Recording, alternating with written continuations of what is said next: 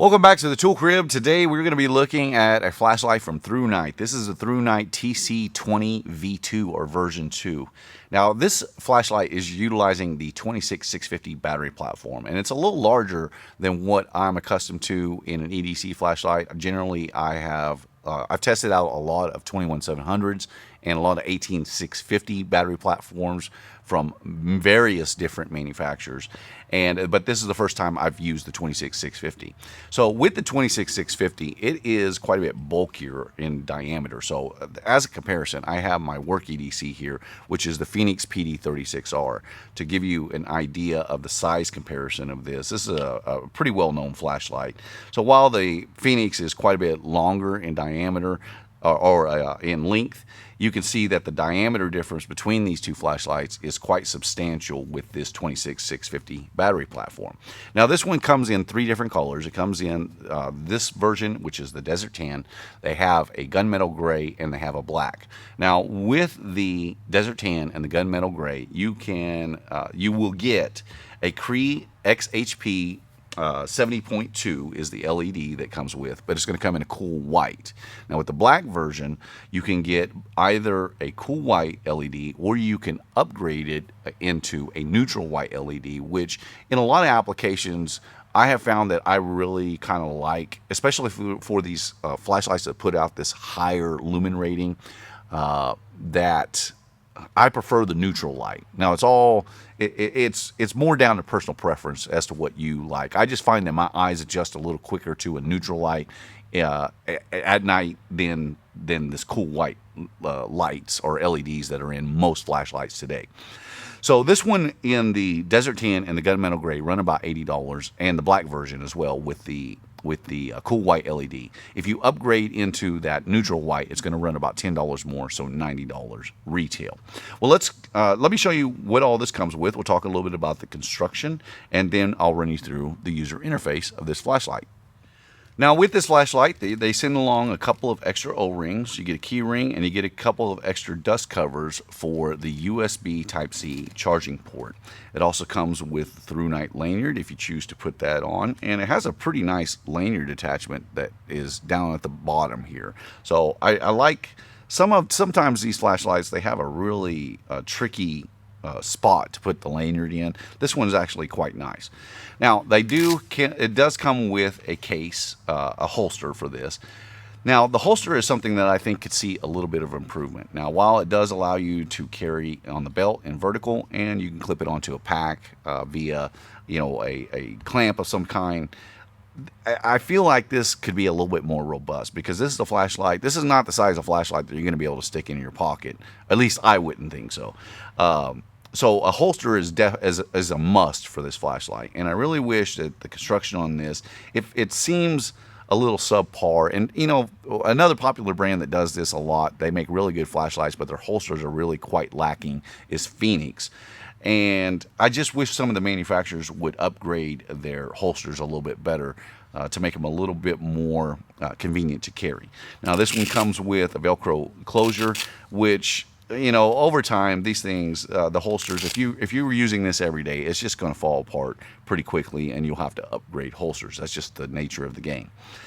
Now, this is going to come in like most flashlights, it's going to be made out of T6061 aluminum.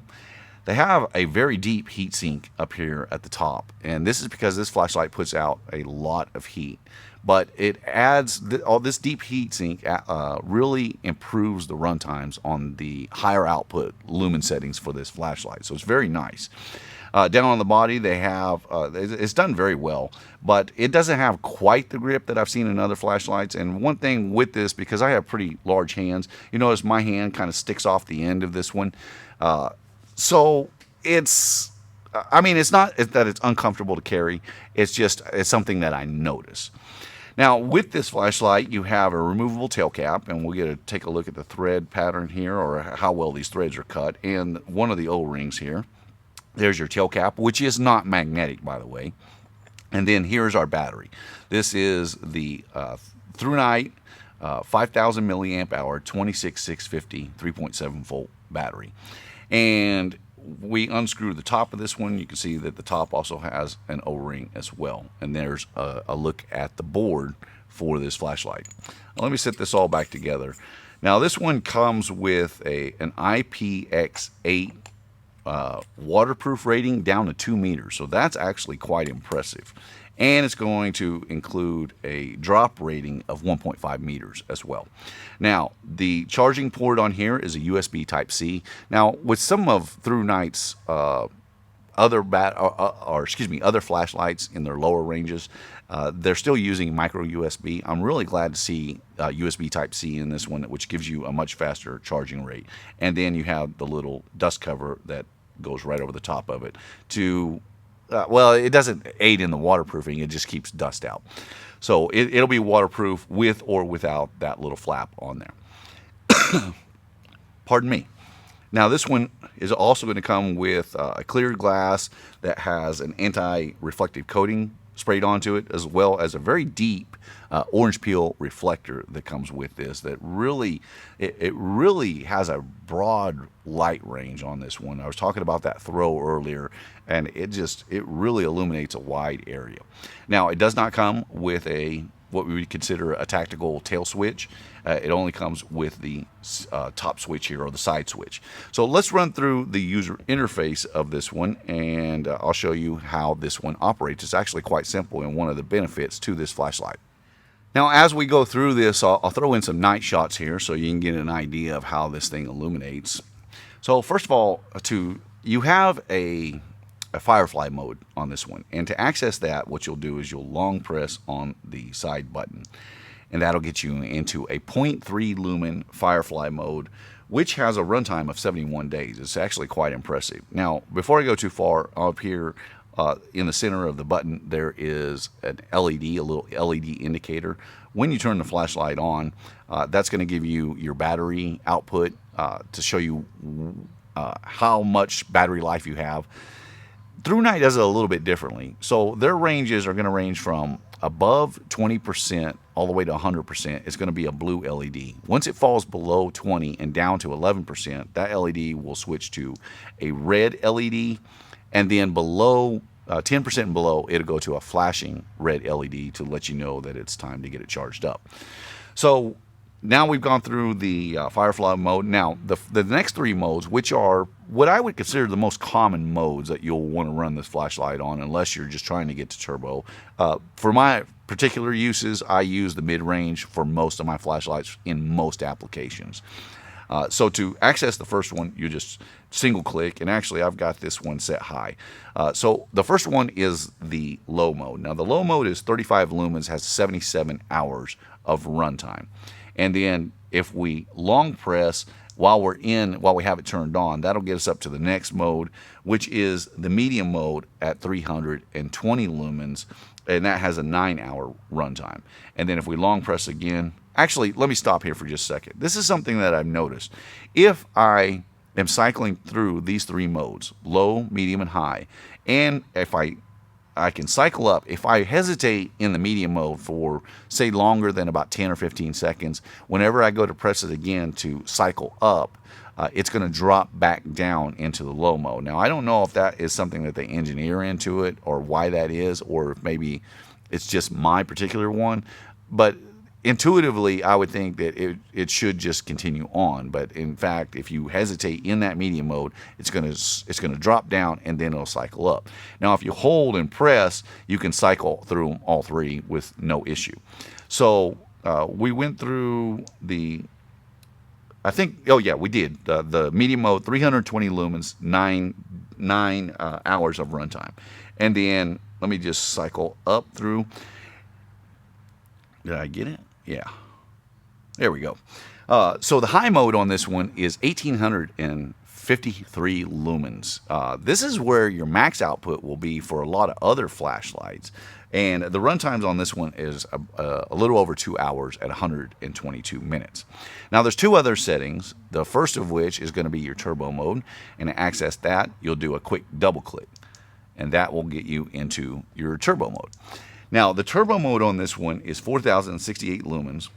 It's going to run for 220 seconds of runtime before the the heat builds up so much that the board will drop it down to 1722 lumens, which is still quite impressive light output even after it's stepped down, and that's going to give you an additional 90 minutes of runtime. So the user interface on this really intuitive. Now the last one is the strobe mode. So to access strobe mode, first you have to be in your high output mode. So we'll double click, or your turbo mode, I'm sorry, double click, and then if you double click again while you're in turbo, that will get you into your strobe mode. Now this is one thing that I kind of wish that manufacturers would get away from. And I know a lot of people like the strobe application. For me, when they're not quote unquote considered a tactical flashlight, where they wouldn't have the tactical tail switch, or they wouldn't have a crenulated bezel or something like that, then I actually prefer, because I don't use the strobe mode myself, and I understand from a safety aspect or self-defense aspect where it would be nice to have that on there, but I would actually prefer that a lot of these manufacturers would make a beacon mode as opposed to the strobe mode, because I think that could be much more useful for an emergency situation as opposed to the strobe mode. I think that if you're trying to ward off somebody, you got it in the turbo mode and you're putting it right in their eyes, there's no issue of them being able to see you in the dark. So it's kind of each their own, but I just feel like a beacon mode would be more beneficial, especially for those that we hear stories over the years of so many people going rock climbing or hiking in canyons and stuff and getting lost or disoriented or injured, and rescue crews having to search for them. And to have the ability to have a flashlight on you that would be able to signal at night for long periods of time in a beacon mode, to me just seems like it would be it could be life-saving, and that's why I kind of lean towards preferring having a beacon mode on a flashlight. Well, let me tell you what I like about this flashlight, and then I'll tell you some of the dislikes that I have for this flashlight.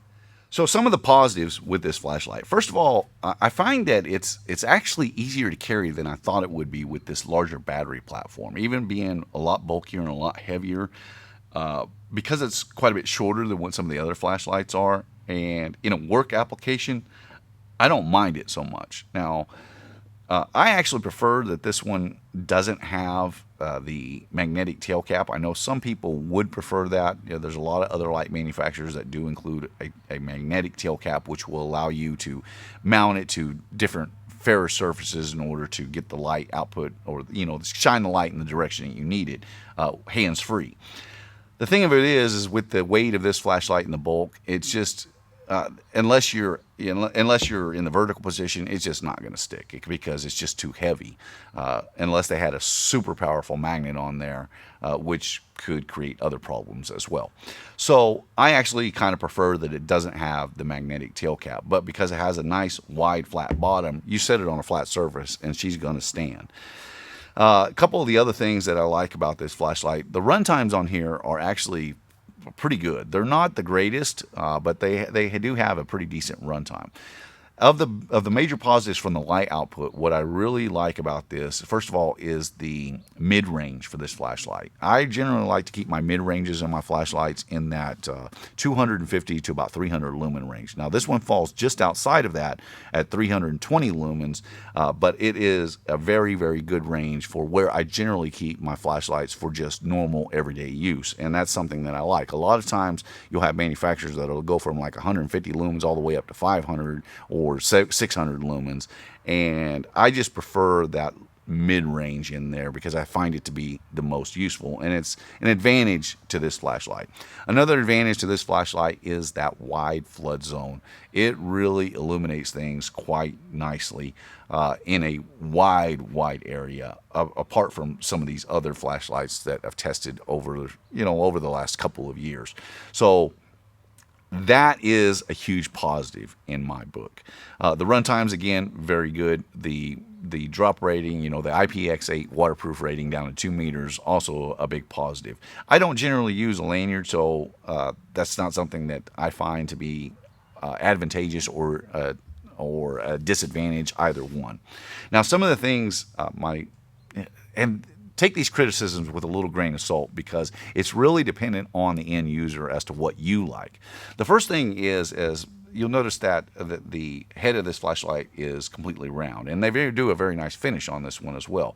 But because of that, with no flat spots ground into it, this one has the ability to roll very easily. And so I wish that they had made this with a little bit of anti-roll. If they would have machined some flats into the top of this, wherein it would find a place to settle in, because that's something that I do use when I set a flashlight down. I'm aiming it towards something on a flat surface or a relatively flat surface. I like my flashlight to be able to stay put. This one, however, does not have that ability. Some people will probably find the lack of a tail switch to be a disadvantage. I personally like a tactical or a tail switch or tactical tail switch in most flashlights. However, this one's a little bit more stubby, and so I don't find myself missing it with this particular flashlight. I wish that the LEDs had a different range, instead of dropping all the way down to 20% before it turns to red, to let you know that it needs a recharge. But apart from that, I like this flashlight quite a bit. I think who this is suited for is if you are in security. This is probably a pretty good hunting flashlight as well. A good work EDC, especially for those in construction like me. I find this to be a very nice flashlight for those applications. It doesn't have some of the other features that you'll get with some other flashlights, and is a little bit more bulky to carry, but those other flashlights also don't have this lumen output. Well, I mean, as technology grows, you're seeing more and more in that 3,000 and 4,000 lumen range, but I'm really basing this back on like the M2R Pro Warrior from Olight and the Phoenix PD36R, which are kind of my mainstays for EDC.